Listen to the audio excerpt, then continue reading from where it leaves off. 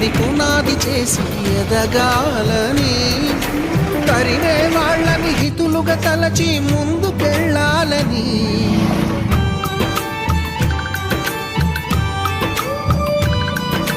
కన్నుల నీటిని కలల సాగుకై వాడుకోవాలని, కాల్చే నిప్పుని ప్రమిదగా మలచి కాంతి పంచాలని.